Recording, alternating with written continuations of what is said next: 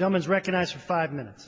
I was going to speak on a subject, and I will, but after listening to the previous speaker, I think a few comments are in order. I think it was that great socialist Richard Nixon that happened to sign the Environmental Protection Act and the Clean Air Act. So maybe that's what you're talking about. But to make the argument that somehow the environmental movement is responsible for the demise of the American industries is just fallacious. It's a stretch of the imagination. In fact, there are many, many things involved, including free trade acts and international competition that's coming our way. And if my colleague on the Republican side was so interested in this, he would have voted on the bill last week that would have brought back foreign earnings and closed the tax loopholes on those American corporations that have gone offshore, instead bringing those back. But I think, if I recall correctly, we didn't get one Republican vote on closing those loopholes that have allowed American corporations to offshore jobs. But I really wanted to take up another issue, and I will do so now.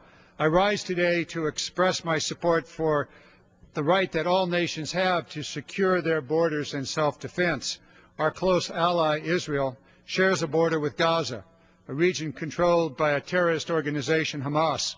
Since 2001, thousands of rockets have been launched from Gaza into Israel, killing more than a dozen Israelis and wounding hundreds and terrifying that nation.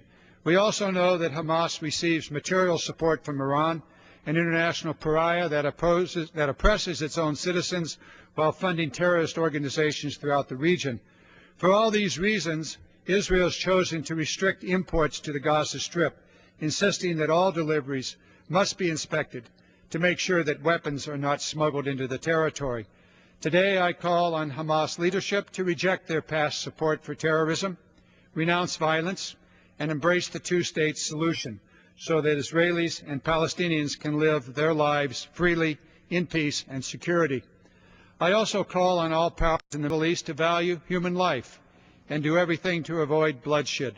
The loss of life in the flotilla incident was tragic, and I look forward to the findings of the recently formed independent public commission, which will examine such issues as the naval blockade of Gaza, actions taken by the commandos during the flotilla incident, and the identities and conduct of the organizers and participants in the flotilla.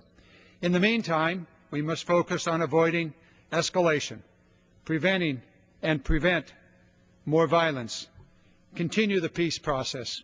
The greatest tragedy would be allow the flotilla incident to end the region's prospect for peace.